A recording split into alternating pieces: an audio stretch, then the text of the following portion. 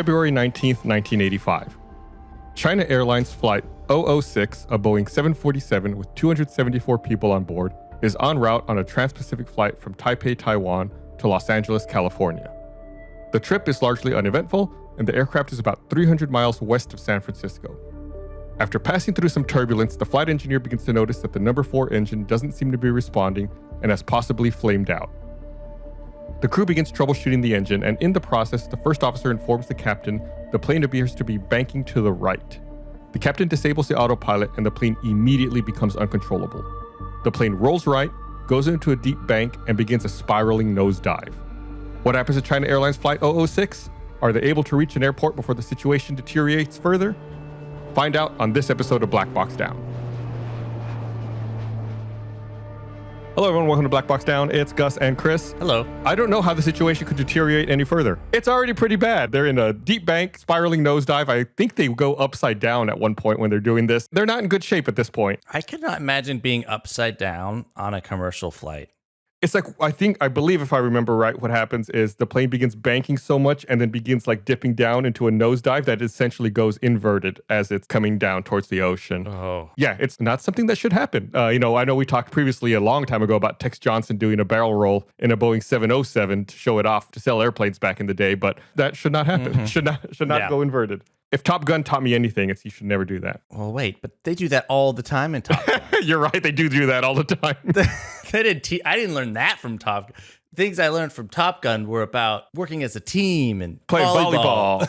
I was never a good student. I always learned the wrong lessons. I mean, that's a good lesson too, though, out of context of Top Gun. Yeah. I always say it. We got our podcast everywhere. You can subscribe to us wherever you listen to podcasts. We even have our own YouTube channel, Black Box Down.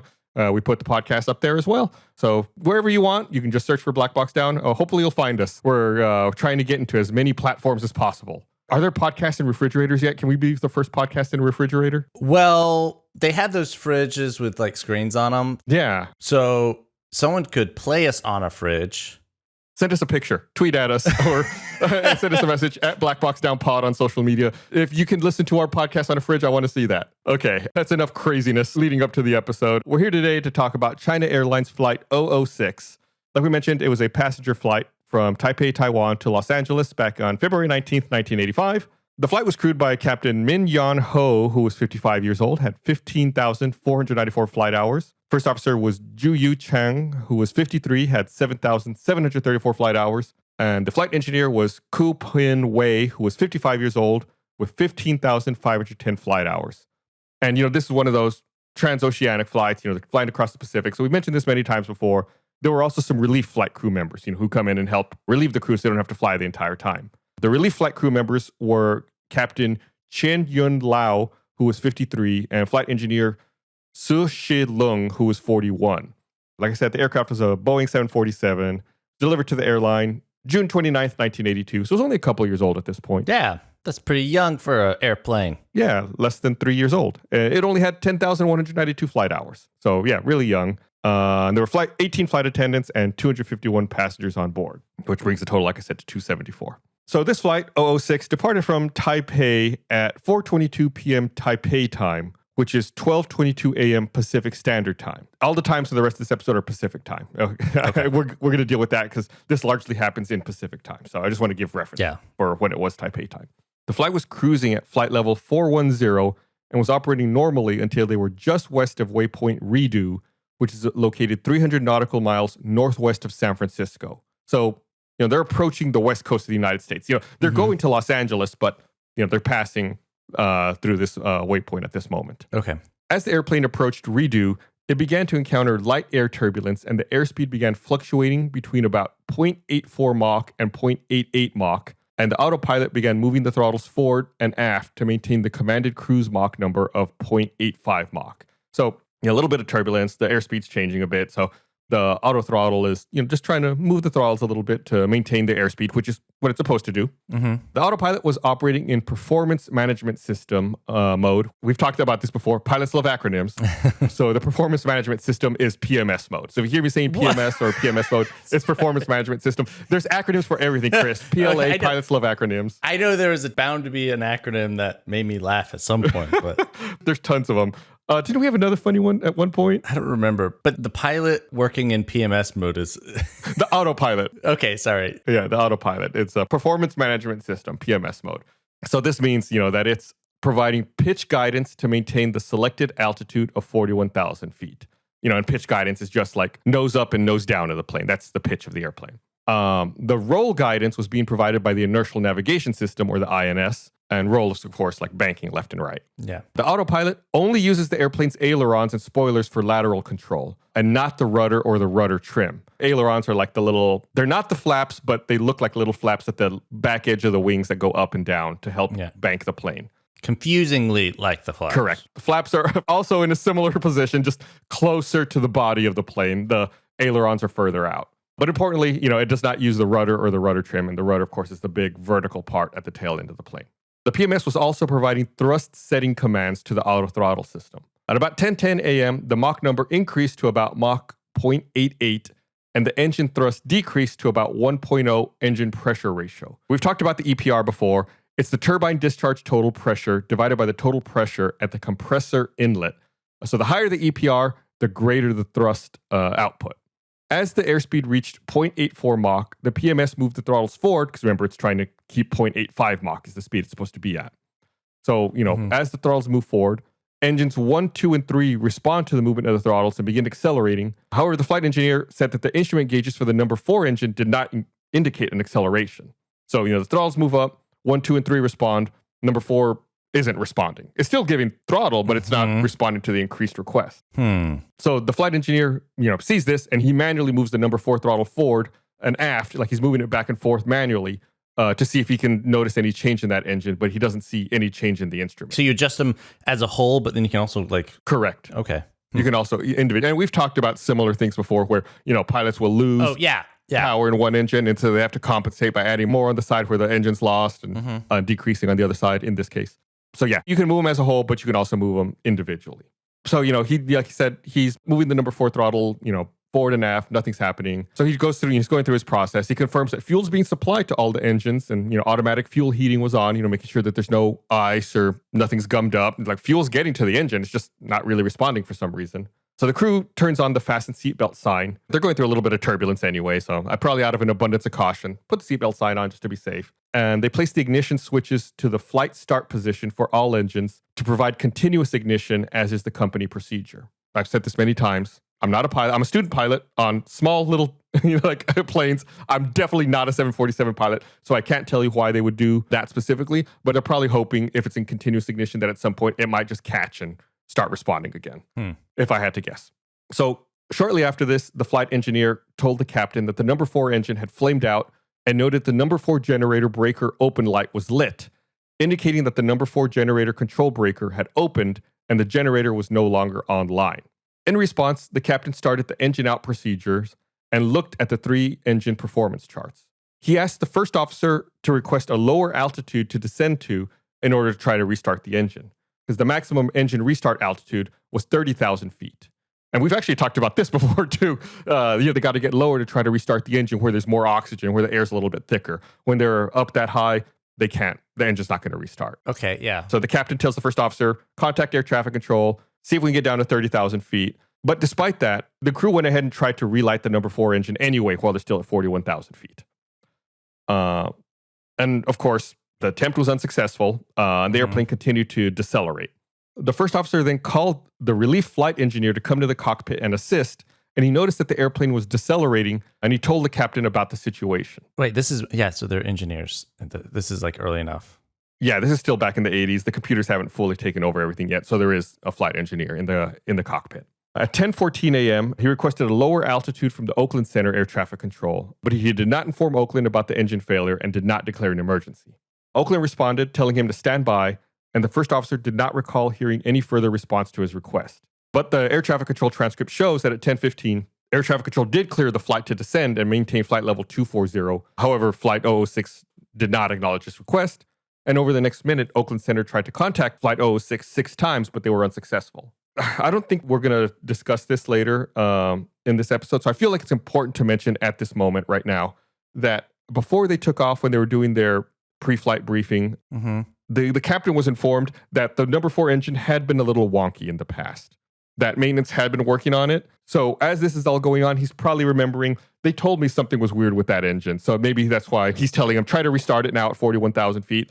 Things are a little out of whack. It's not quite right. And I think maybe, if I had to guess, he's maybe a little distracted thinking about, well, what could be wrong with that engine? They told me there was something wrong going on with it. When they give you a warning, hey, things are a little wonky on this engine, what does that mean? If I had to guess, it's just like probably letting them know, there's been fluctuations in the engine power. Maintenance has looked at it. I believe they even told him maintenance had corrected some issues with it. Okay. But it's still in his head, he's thinking, they told me, like, this engine's been acting up. Even though maintenance has looked at it and fixed it, it's like, if something breaks in your car, you start hearing a weird noise. Like, is it that thing again? Is it that thing that I thought was fixed? Your mind's just going to kind of like, when something's not right, it's going to go back to the thing that was most recently acting up. Okay. So when the airspeed dropped through 240 knots, the captain turned off the autopilot speed mode selector switch from PMS to off in order to release it from the altitude hold command. This switched the autopilot to the pitch attitude hold mode while maintaining INS track in the roll mode without any pilot input.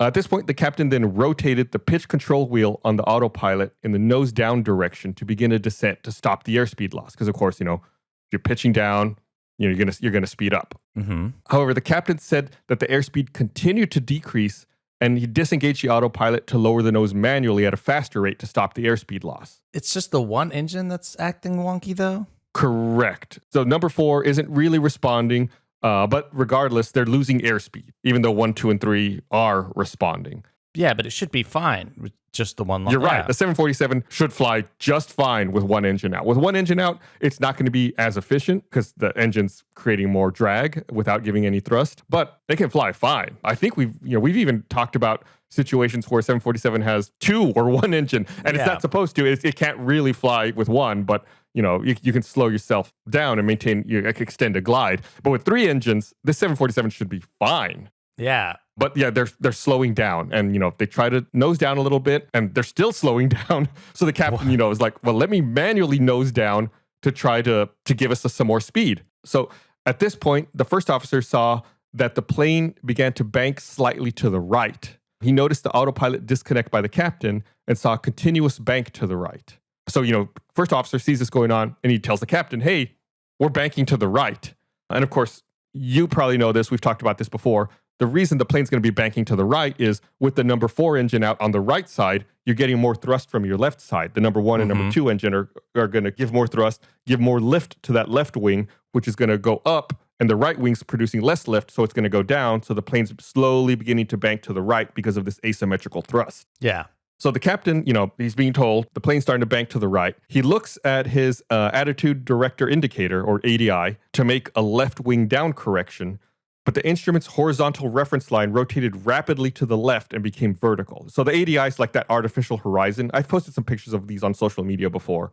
It's just like what shows the pilots what the horizon is. Like even if you can't see outside, you have this instrument that shows you if you're level, if you're banking, or what's going on. Oh, yeah. And this was the one that, was it Russia or something, that they had a different inverted version where it was stable with the plane versus the right. Exactly. Yeah, the ADI. You're exactly right. It's blue on the top, brown on the bottom. That way you can determine, that's the direction the sky's in, that's the direction the ground's in, and this is what the plane looks like in relation to it.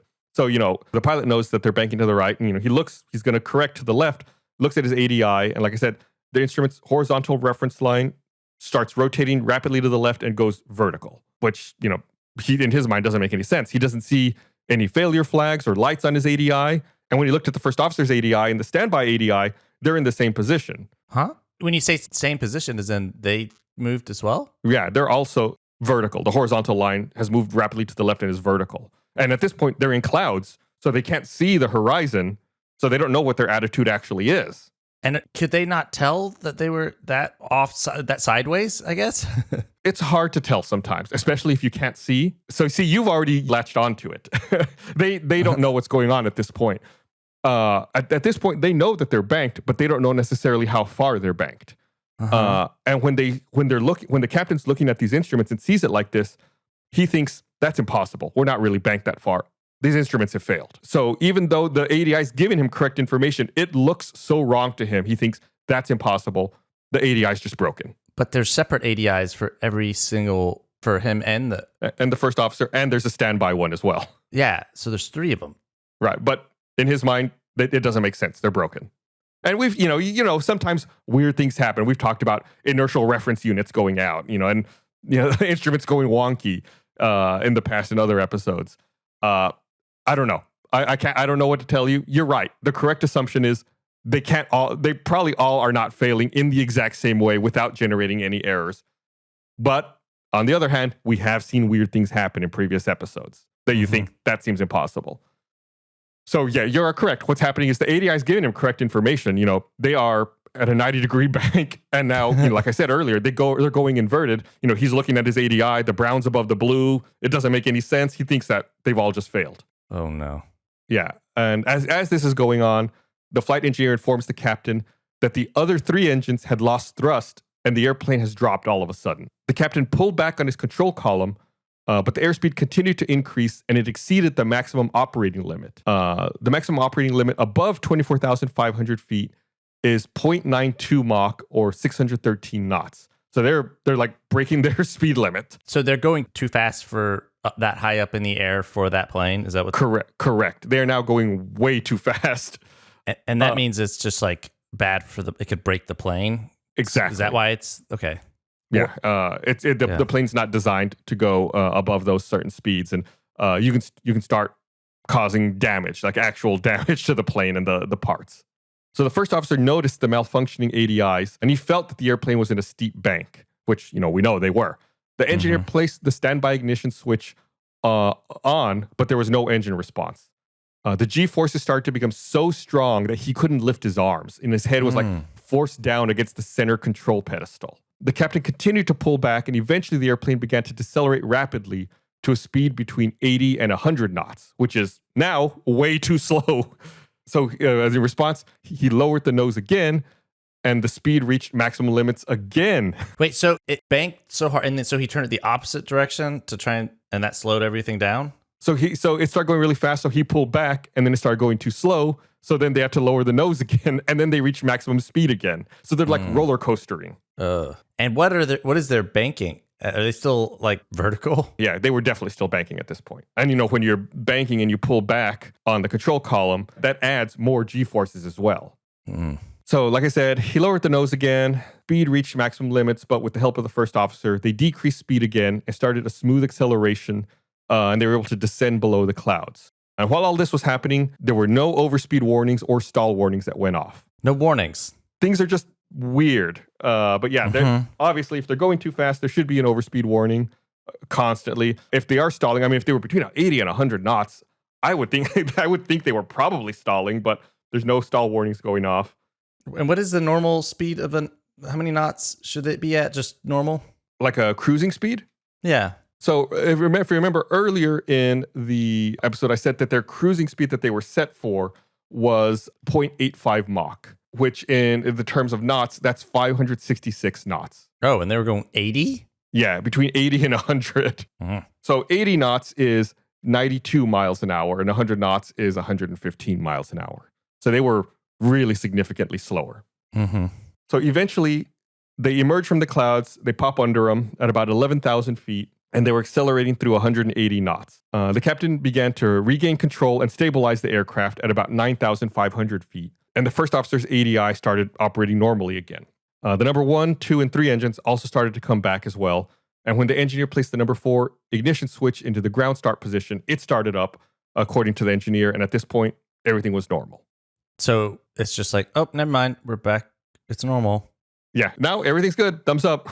So we're gonna get into what happened in a bit, but it's all really suspicious sounding. It's like, now that we're out of the clouds and we can see the horizon, now everything's magically fine. So the airplane stabilized, like I said, and they contacted Oakland Center, reported that they had a flame-out emergency, and they were given radar vectors to return to their course. At 10:18, Flight 006 requested clearance to climb and was initially cleared to flight level 200. The crew reported they could control the aircraft fine, but Oakland, out of an abundance of caution, Oakland asked them if they wanted to divert to San Francisco. The crew answered their condition was normal now, and they were going to go ahead and continue to Los Angeles, and they were cleared to flight level 350. So as they're climbing back up, the engineer noticed that the body gear door open lights were on, and the landing gear was indicating down and locked, and the number one hydraulic system fluid gauge was empty. So now, even though they're saying everything's fine, the engineer's looking around. He's like, well, for some reason, our landing gear's down, and our number one hydraulic system has no fluid at all in it. It's totally empty. It's like a gremlin.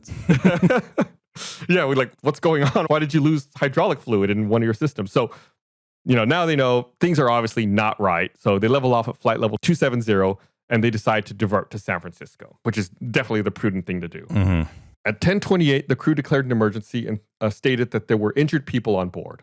So during the descent, all operations were normal. There were no more issues. I have heard, however, reports that they did have some difficulty with elevator control, which controls the pitch of the airplane. Presumably, well, we're going to get into why that is in a bit, but they did have some difficulty with their elevator control. So they had to do some altitude or a significant part of their altitude control in their descent by modifying thrust, which, not ideal, but, obviously they were able to do it just fine. They were able to land safely. Because their number one hydraulic system was inoperative, the captain went ahead and shut down the plane on the runway, and the plane was towed back to the gate.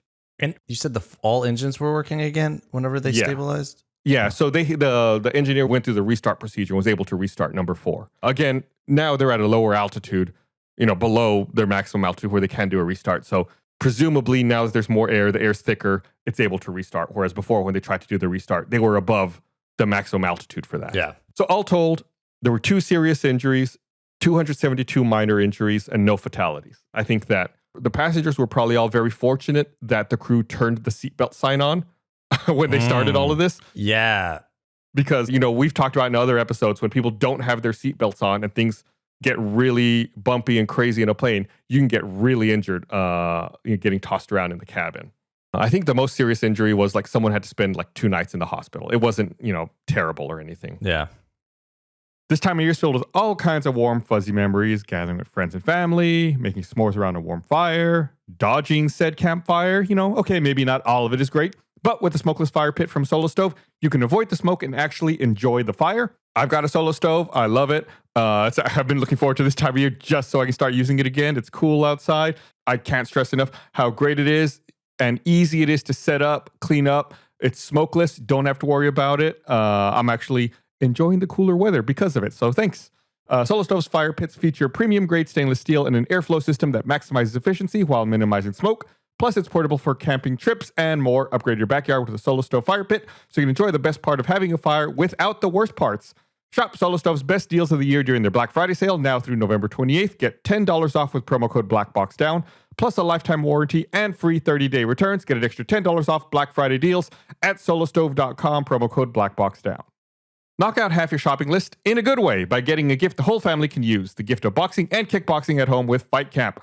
Fight Camp brings you access to elite trainers, world-class programming, and smart tech that makes your workout an interactive experience. They have thousands of classes with new workouts added each week, so there's always something new. They provide real-time data to track your progress, plus Fight Camp offers quick workouts that maximize efficiency. With high-intensity interval training, you can get a killer full-body workout, combining the best of cardio and strength in one in as little as 20 minutes.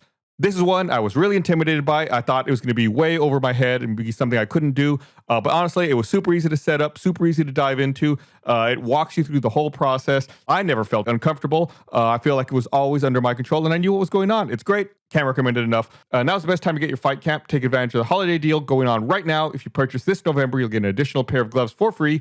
Just go to joinfightcamp.com/blackboxdown to get an additional pair of gloves for free. All November, go into joinfightcamp.com/blackboxdown, joinfightcamp.com/blackboxdown.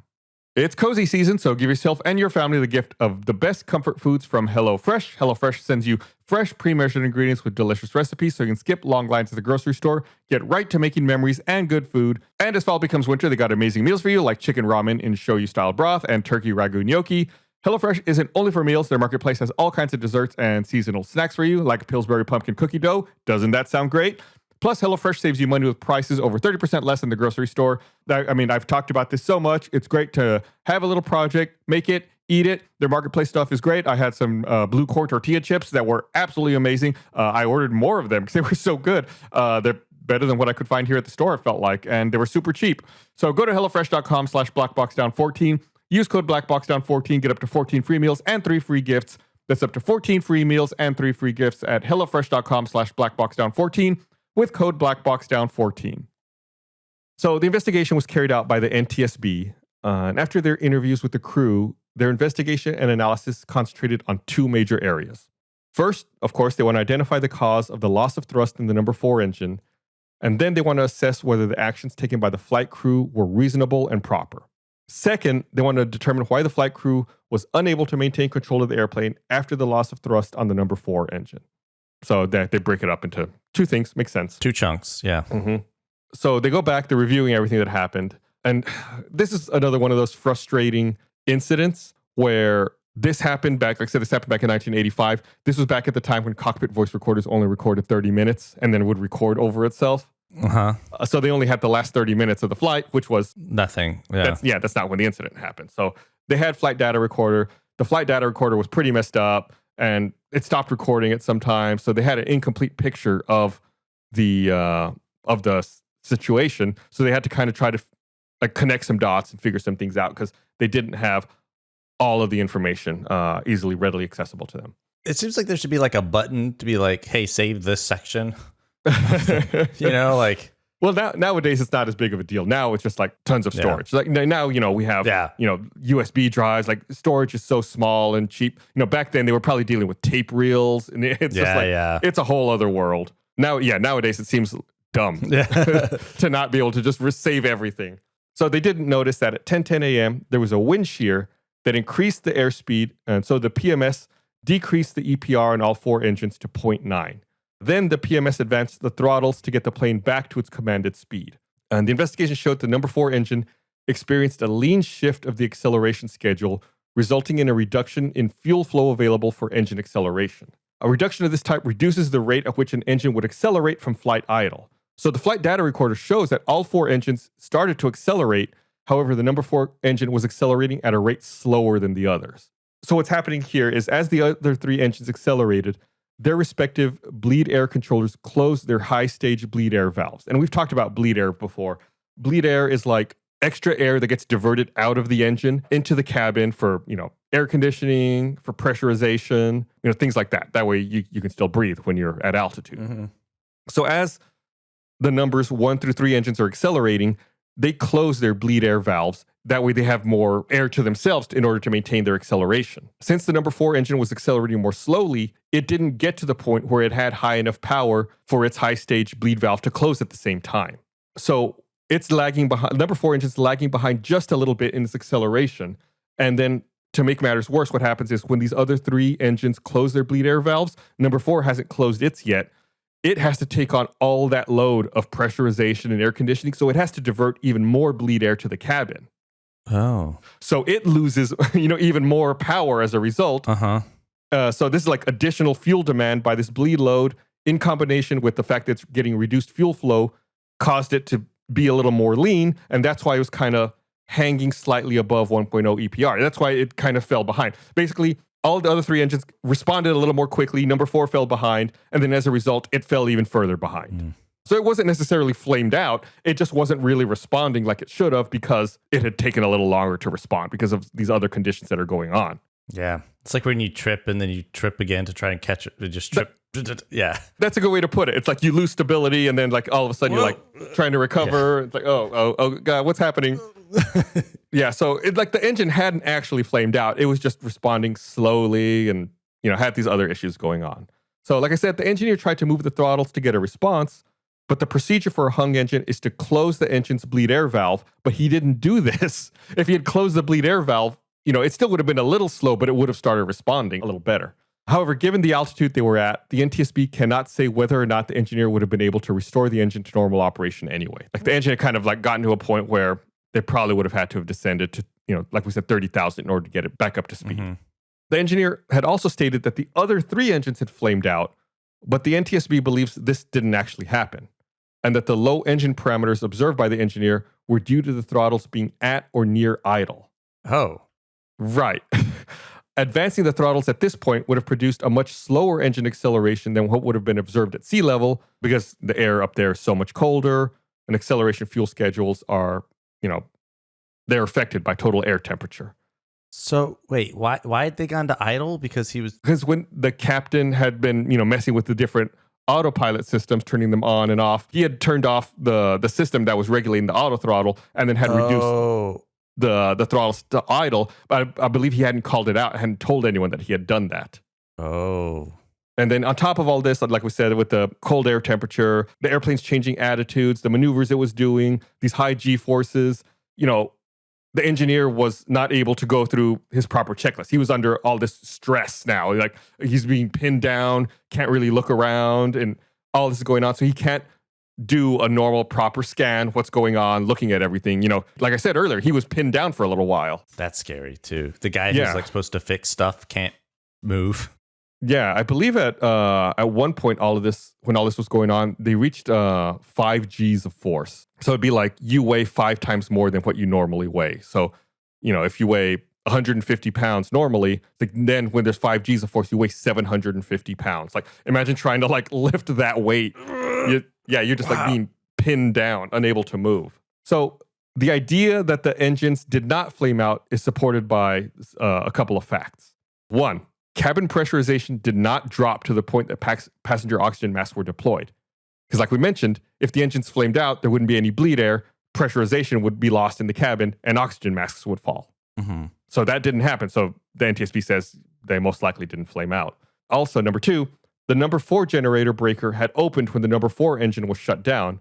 Had the other 3 engines flamed out, their generators would have also tripped. The essential AC bus would have lost power. And if that had happened, the flight data recorder would have stopped operating because there's no electrical power, and the instrument warning flags would have appeared, and neither of those events occurred. And then finally, last one, the engine low oil pressure warning lights did not illuminate.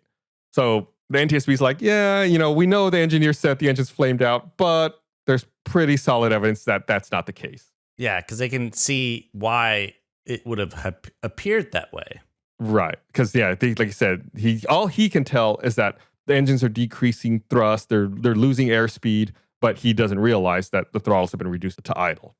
So, like we mentioned earlier, the number 4 engine losing thrust kind of set all of this in motion, but losing a single engine on a 747, especially at high altitude cruise, should not cause all of this to have happened, or any of this to have happened, honestly. This isn't even classified as an emergency. Like it's something that happens, but it's not like, oh my God, this is an emergency, we need to do something. It's like, oh, okay, it's annoying. Oh, great, now we got to deal with this engine that's out. So since this isn't even an emergency procedure, the NTSB directs its attention to the reasons why the flight crew was unable to maintain control of the airplane after thrust gets lost in the number 4 engine. So that was it. It was just that. There was nothing else. Nothing else happened mechanically. No. Correct. It was just the number 4 engine was a little slow in responding, and as a result, everything went haywire. Like, well, not everything. Nothing. I should say nothing went haywire. The crew, but everything went wrong. Yeah, the crew responded in absolutely the wrong way. That's what I was wondering I was like, is this? It doesn't make sense. I mean, but sometimes things don't make sense, and that's the whole thing. But like, it doesn't make sense why all these things are happening. Right. Yeah. Like the ADI is going out. Yeah. It doesn't make sense logically. But again, in their defense, we have also covered some situations where things are going wrong. It's like, it doesn't make sense, but that's the reality. But in this case, they overreacted. So although the first officer was capable of either flying the airplane or assisting the flight engineer in his analysis of the loss of thrust on the number 4 engine, the captain did not task him specifically with either chore. The captain also did not direct the first officer to obtain emergency descent clearance. The facts showed that the first officer performed his communication duties in a timely manner. Like I said, he warned the captain of decreasing airspeed. He warned the captain about the increasing right bank angle. That after the number 4 engine flame out, he called the other engineer without informing the captain and assisted the captain on flight controls without being instructed to do so. Although the first officer was subject to fatigue, boredom, and the same monotonous environment as the rest of the crew, and although he had less off time during the flight than the captain and the engineer, he seemed to have performed his assigned duties and overall monitoring tasks in a timely manner. Okay. So it's like, first officer, seems like he did what he was supposed to do, right? Yeah. He wasn't, maybe the captain should have asked him to do some other things or some different things, but he seemed to have had a handle on what was happening. The NTSB cannot state with any confidence that any of the psychological factors that could have reduced his capability to perform affected his actions during the accident sequence. The captain and the flight engineer were both performing in a time spectrum other than their typical sleep periods. Although both men had taken a 5-hour rest during the flight, the quality of their rest during that period cannot be equated to that which would have been achieved by sleep either at home or in a hotel.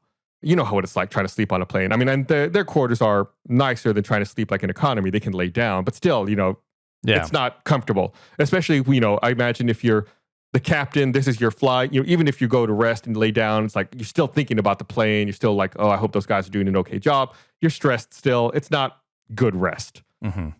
And in fact, if I remember right, I think that the captain, even though he had his rest, I believe he ended his rest early, saying, he wasn't able to sleep. He came back into the cockpit before his rest period was supposed to be over. So he may have been fatigued.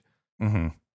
Their duty tasks consisted of routine monitoring of the performance of the airplane's automated flight systems, a task that's repetitive, monotonous, it produces boredom. The existence of these conditions required the NTSB to examine the possibility they might have influenced the manner in which the flight engineer and the captain performed during the emergency.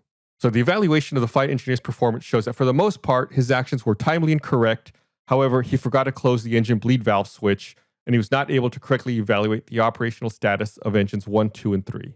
The NTSB can find little, if any, evidence to support a conclusion that the effects of monotony, boredom, and fatigue impaired the flight engineer's performance of his duties. It's not that he was tired inherently. I mean, he might have been tired, but... Right. They can't really say for certain if, any of these things impaired the performance of his duty. I've seen an interview with someone discussing this particular incident, talking specifically about the flight engineer's failure to close the bleed air valve or the bleed valve switch. Mm-hmm. And the speculation is that, like I said, this engine, number 4 engine flamed out at 41,000 feet. I've seen speculation that the engineer was going through his checklist, trying to figure out what's going on. But when the captain tells him to try the restart procedure at 41,000 feet, the flight engineer's not prepared for that. He's thinking they're going to do that at 30,000 feet. Yeah. So it's like it interrupts his flow, like what he's going through. He's like, oh, now I got to do this. That is a possible reason for why he forgets to close that bleed valve. That makes sense. Yeah. It's like, oh, no, we got plenty of time. We're still too high to do that. He gets told to do, he's like, oh,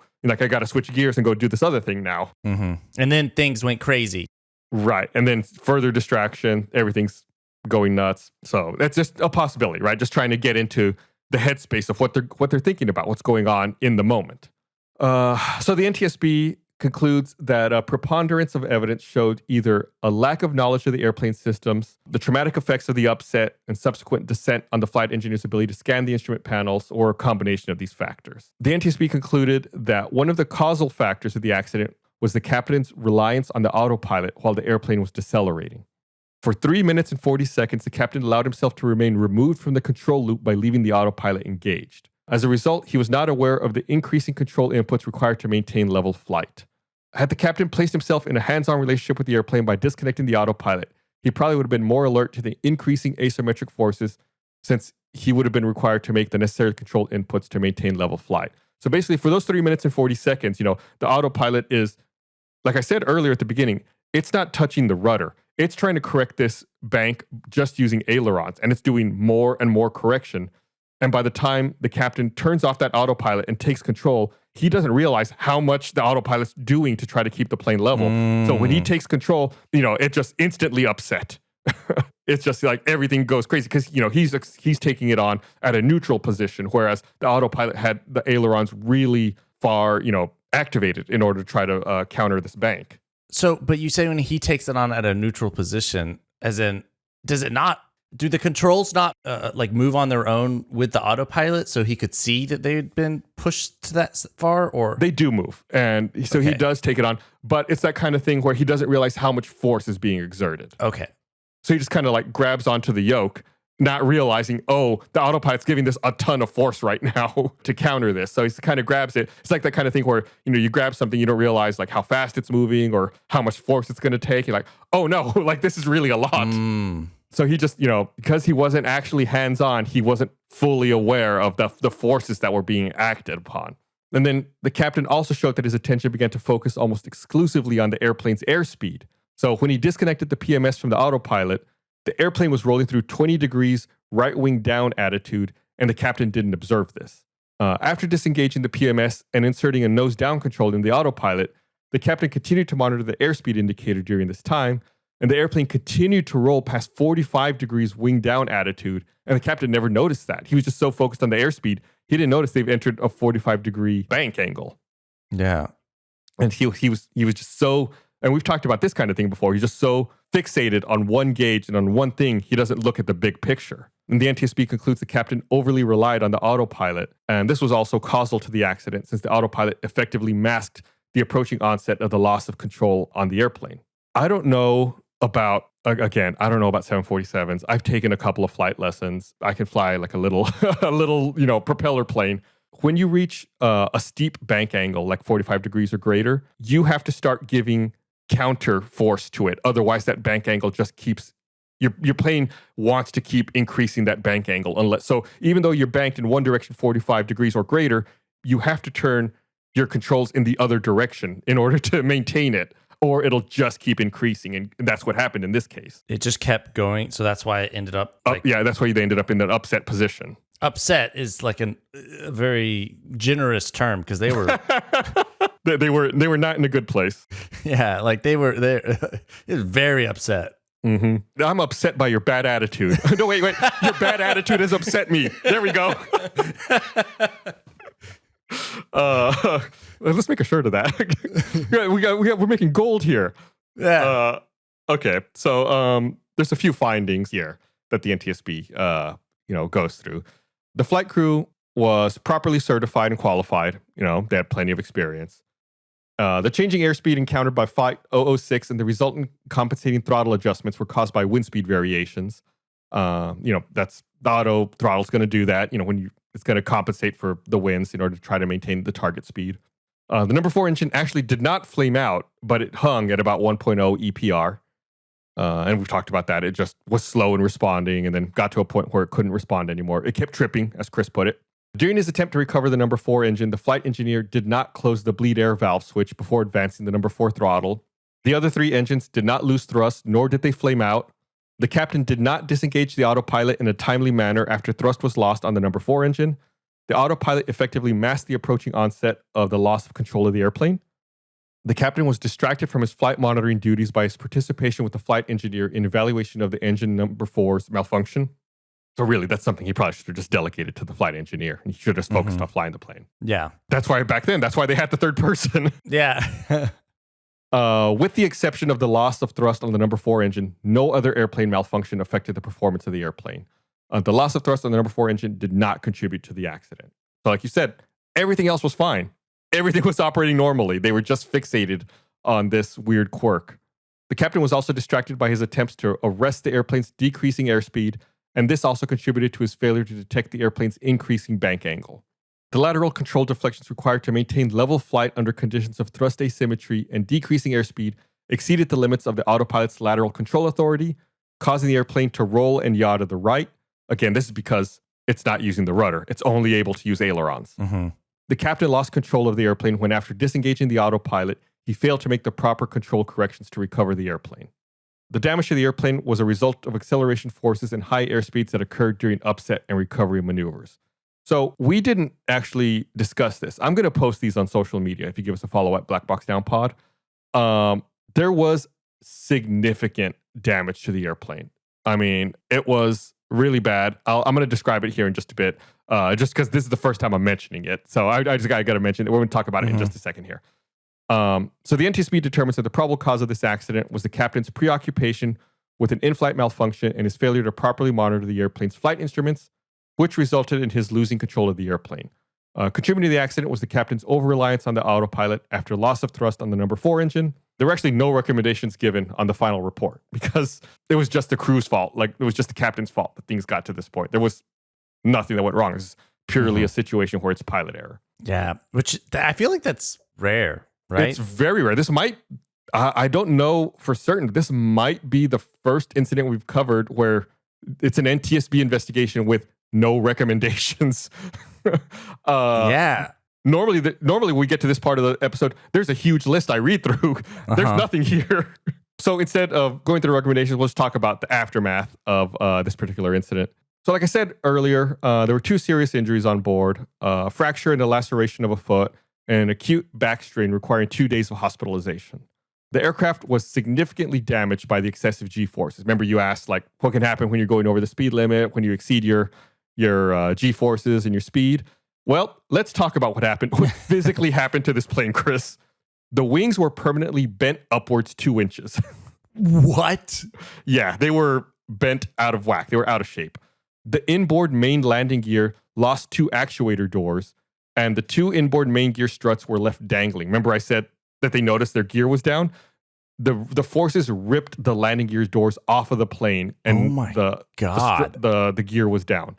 The most affected part of the plane was the tail, where large outer parts of the horizontal stabilizer had been ripped off. The entire left outboard elevator had been lost along with its actuator, which had been powered by the hydraulic system that had ruptured and drained. Remember I said they didn't have... That's why they out...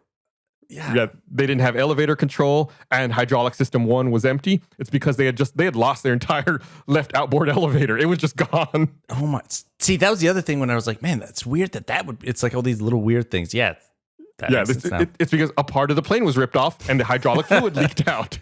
The photos of the damage to this plane are crazy. I mean, it is really, really messed up. And it's crazy to me that with as much damage as it sustained, initially the captain was like, yeah, we're going to go ahead and continue to Los Angeles. We don't need to divert. And that was his initial reaction? Yeah, they were going to continue on to Los Angeles. It wasn't until the engineer said, hey, our gear is down and we don't have any hydraulic fluid that's right. in System 1. He's like, oh, okay. Yeah, I guess we need to divert to San Francisco. It's just bad judgment call. Yeah. So believe it or not, repairs were made to the plane and it returned to service April 25th, 1985. How do you bend a plane's wings back down? Listen, I'm not a pilot and I'm definitely not an engineer. Like, I'm not the kind of guy who can repair a plane. They repaired it and, it only took them a couple of months, I guess. This is April 85. It took them, 2 months to get it back into service. And it continued to serve for nearly 12 years until it was leased to China Airlines' sister company, Mandarin Airlines, and it continued to fly for them back in January of 97. And it was in daily service the remainder of that year. Eventually, Mandarin Airlines sent it to the McCarran International Airport for storage. And that's in McCarran International Airport in Las Vegas. Aircraft get stored in deserts and dry places. If they're going to storage, it's easier for them to be stored there. So that's why they send it to Las Vegas. From April 2002 on, it was owned and operated by a religious organization known as the Gospel to the Unreached Millions. And it was christened Global Peace One. However, eventually on July 17th, 2005, the FAA suspended its operating certificate due to insufficient maintenance. It's difficult to maintain these planes. It takes a lot of money. And as of May 20th, 2010, the aircraft was kept in a large hangar at General Abelardo L. Rodriguez International Airport in Tijuana, California. It's reported to be in very poor condition. So it's probably never going to fly again. It's just in a hangar out in Tijuana. It's effectively done. But at this point, it's a very old plane. Yeah. So no real surprise there. But that's it. That's China Airlines 006. This is an incident I've been wanting to cover, I think, since we first started this podcast. I'm glad we waited a bit. I feel like we've learned a lot more. We can appreciate this one a lot more since we waited and didn't do this one initially. I think it's super fascinating that a 747 went through such extreme maneuvers and situation and still managed to land, and that you're able to see, people are able to take photos of it. You're able to see what the aftermath of that happens, of what that looks like on a plane. And what happened to the pilot? Did he got in trouble, right? Or something, right?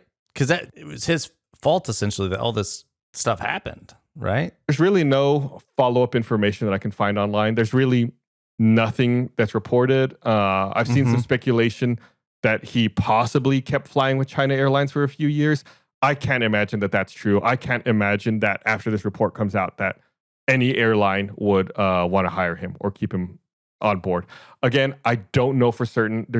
I'm shocked that there's not much information about it. Normally, when incidents like this happen, we're able to find, you ask a question like that, and I'm like, oh, it's here in the report or it's here in the aftermath. There's really no information I can find about it. I don't know if that's because it happened back in 85. 85, yeah. So I can't answer that definitively. I'm sorry. Man, I bet he was flabbergasted when they were like, yep, nothing happened. It was all you. You did this. Yeah. All right, but that's it for this episode of Black Box Down. Like I said, give us a follow on social media at Black Box Down Pod. We'll post some of these images, and we'll be back again next week with another episode. And if right now, great time, go to YouTube, check out youtube.com/blackboxdown, and subscribe, share, It's the holiday season. Maybe buy a Black Box Down shirt or a mug or something. Yeah. And go to store.roosterteeth.com for that. Yeah, and it's our link tree, but I'm sure there's some good sales and stuff too. So yeah, get some good, cool stuff. I'm actually drinking out of a Black Box Down mug right now. It's a nice little mug.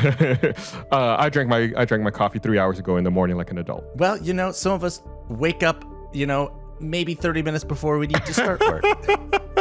All right. Thanks for listening, everybody.